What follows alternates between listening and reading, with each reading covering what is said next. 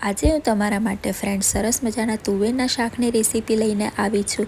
તો અહીં મેં તુવેરનું રસાવાળું શાક પણ બનાવ્યું છે અને તુવેરનું કોરું શાક પણ બનાવ્યું છે। તુવેરનું શાક ખૂબ જ હેલ્ધી હોય છે। તુવેરનું શાક ખાવામાં પણ ખૂબ જ ટેસ્ટી હોય છે। શિયાળામાં તુવેરનું શાક તમે લીલી ડુંગળી અને લીલા લસણ નાખીને બનાવો તેને તુવેરના ટોઠા પણ કહેવામાં આવે છે।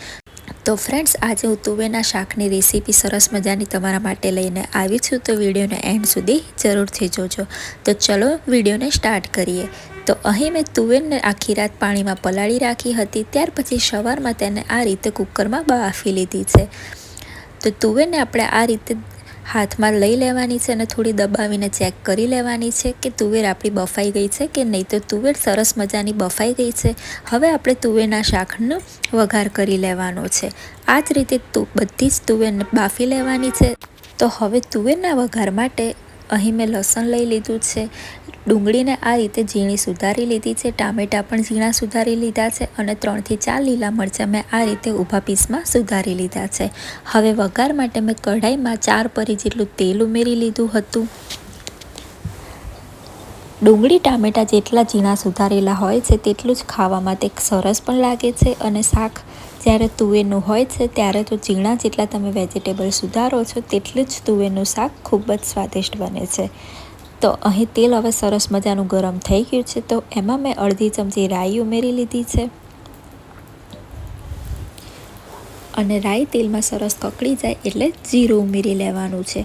રાઈ અને જીરું બંને મેં અડધી ચમચી જ ઉમેર્યું છે અને રાઈ અને જીરું તેલમાં સરસ કકડી જાય એટલે ફ્રેન્ડ્સ આપણે તેમાં અડધી ચમચી હિંગ ઉમેરી લેવાની છે। હિંગ ઉમેરી લીધા પછી ગેસ ધીમો કરી લેવાનો છે અને ધીમા ગેસે પછી આપણે ડુંગળીને પણ તેલમાં ઉમેરી લેવાની છે।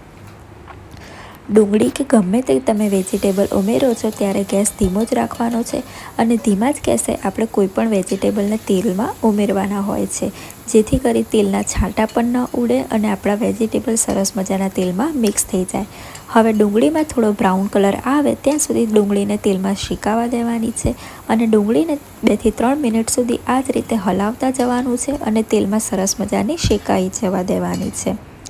તો ડુંગળી અને લીલા મરચાંને મેં તેલમાં શેકી લીધા, તેમાં થોડો કલર આવી ગયો એટલે મેં તેમાં લસણ ઉમેરી લીધું હતું। લસણને મેં અહીં ઝીણું વાટી લીધું હતું અને હવે લસણને પણ ડુંગળી સાથે બરાબર મિક્સ કરી લેવાનું છે।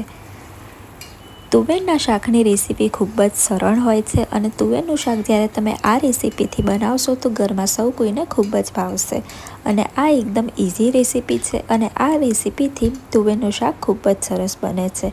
તો હવે આપણી ડુંગળી પણ સરસ મજાની તેલમાં શેકાઈ ગઈ છે। હવે આપણે જે રેગ્યુલર મસાલા હોય છે, હળદર, ધાણા જીરું, મીઠું, મરચું, તે ઉમેરી લેવાના છે। મસાલા બધા જ આપણે આપણા સ્વાદ અનુસાર ઉમેરવાના છે। તો અહીં મેં 1 ચમચી હળદર, 1.5 ચમચી જેટલું ધાણા જીરું, 2 ચમચી લાલ મરચું ઉમેર્યું છે। લાલ મરચું અહીં મેં કાશ્મીરી અને તીખું બંને મિક્સ કરીને ઉમેર્યું છે। ત્યાર પછી મેં ટામેટાં ઉમેરી લીધા હતા અને ટામેટાં ઉમેરીને આપણે બરાબર બધા જ મસાલા અને ડુંગળી અને ટામેટાં સાથે મિક્સ કરી લેવાના છે। ટામેટાને એટલા માટે પાછળથી ઉમેરવાના છે કે જો આપણે ટામેટાં પહેલાં ઉમેરી લઈએ છીએ તો ડુંગળી બરાબર તેલમાં શેકાશે નહીં, એટલા માટે આપણે ડુંગળીને પહેલાં તેલમાં ઉમેરી લેવાની છે, ત્યાર પછી ટામેટાં ઉમેરી લેવાના છે। હવે ડુંગળી ટામેટાને બરાબર તેલમાં મિક્સ કરી લેવાના છે અને થોડું પાણી ઉમેરી લેવાનું છે અને સરસ મજાના તેને શેકી લેવાના છે। 2 થી 3 મિનિટ સુધી તેને હલાવીને શેકી લેવાના છે। ત્યાર પછી તેને ઢાંકી દેવાનું છે અને ઢાંકીને 2 થી 3 મિનિટ સુધી આપણે ધીમા જ ગેસે તેને શેકાવા દેવાનું છે। તો અહીં મેં સીબું ઢાંક્યું હતું તે મેં લઈ લીધું છે અને હવે બરાબર ડુંગળી ટામેટાં આપણા તેલમાં શેકાઈ ગયા છે, તો આપણે તેને બરાબર એકવાર હલાવી લેવાના છે। ત્યાર પછી જે આપણે બાફેલી તુવેર હતી તેને હવે ઉમેરી લેવાની છે। બાફેલી તુવેરમાંથી મેં બધું જ પાણી એક વાટકામાં નિતારી લીધું હતું અને તુવેરને આપણે હવે ડુંગળી ટામેટાં સાથે મિક્સ કરી લેવાની છે। તુવેરનું શાક થોડું મારે કોરું બનાવવાનું હતું અને થોડું રસાવાળું બનાવવાનું હતું। રસાવાળું શાક તુવેરનું બનાવવાનું હતું તે માટે મેં બાફેલી તુવેરનું પાણી અલગથી એક વાટકામાં લઈ લીધું છે। હવે તુવેરને 2 થી 3 મિનિટ સુધી આપણે આ જ રીતે મસાલા સાથે મિક્સ કરીને થોડીવાર ઢાંકીને ચડવા દેવાની છે અને ત્યાર પછી ફ્રેન્ડ્સ હવે આપણું કોરું તુવેરનું શાક તૈયાર થઈ ગયું છે. તો તુવેરનું શાક હવે મેં થોડું વાટકામાં અલગથી કાઢી લીધું છે. તો ફ્રેન્ડ્સ તમે જોઈ શકો છો કે તુવેરનું શાક કેટલું સરસ દેખાય છે. આ શાક જેટલું દેખાવમાં સારું બન્યું છે તેટલું તો તે ખાવામાં ખૂબ જ સરસ બન્યું હતું.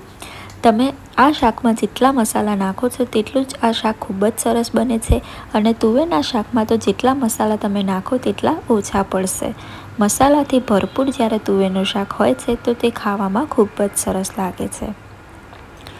તો હવે અહીં મેં થોડું તુવેરનું શાક રહેવા દીધું છે અને હવે આપણે જે બાફેલી તુવેરનું પાણી રાખ્યું હતું તે ઉમેરી લેવાનું છે અને તે પાણી ઉમેરીને બરાબર તુવેરના શાકમાં મિક્સ કરી લેવાનું છે. હવે એક વાટકો બાફેલી તુવેરનું પાણી હતું તો મેં અડધો વાટકો ફરીથી થોડું પાણી તેમાં ઉમેરવા લઈ લીધું છે, કારણ કે આપણે રસાવાળું શાક બનાવવાનું છે અને રસાવાળા શાકમાં થોડીવાર શાકને આપણે શેકાવા દેશું તો પાણી તેનું બધું જ શેકાઈ જશે. તે માટે અલગથી મેં થોડું પાણી વધારાનું તેમાં ઉમેરી લીધું છે. અહીં મેં અડધા વાટકા જેટલું જ પાણી ઉમેર્યું છે અને ત્યાર પછી તેને બરાબર હલાવી લીધું છે. હવે આપણે ધીમા જ ગેસે એક ઉભરો આવવા દેવાનો છે અને ઢાંકીને શાકને થોડીવાર ચડવા દેવાનું છે. અહીં મેં થોડો લીંબુનો રસ ઉમેરી લીધો છે. લીંબુનો રસ પણ તુવેરના શાકમાં ઉમેરવાનો જ હોય છે. જેટલું તમે ખટાશવાળું શાક બનાવશો તેટલું જ આ શાક ખૂબ જ સરસ લાગે છે. હવે ઢાંકીને 4થી 5 મિનિટ સુધી આપણે શાકને ચડવા દેવાનું છે. તો 4થી 5 મિનિટ સુધી ઢાંકીને શાકને આપણે ચડવા દીધું તો સરસ મજાનો તેમાં કલર પણ આવી ગયો અને એક ઉભરો પણ આવી ગયો છે. તો હવે મેં થોડી કોથમીર ઉમેરી લીધી છે અને હવે કોથમીર ઉમેરી લીધા પછી શાકને બરાબર હલાવી લેવાનું છે. તો ફ્રેન્ડ્સ આપણું સરસ મજાનું રસાવાળું તુવેરનું શાક તૈયાર થઈ ગયું છે. હવે શાકને ઢાંકીને થોડીવાર આપણે રાખી મૂકવાનું છે અને ગેસ બંધ કરી દેવાનો છે.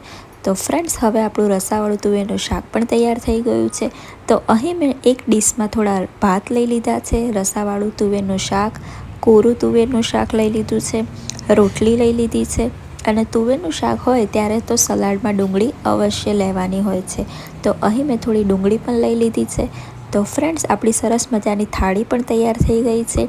તુવેરના શાકની રેસીપી તમને કેવી લાગી તે મને કમેન્ટ કરીને અવશ્યથી કહેજો અને જો રેસીપી ગમી હોય તો વિડીયોને લાઇક, શેર, કમેન્ટ કરવાનું ના ભૂલતા. Thank you.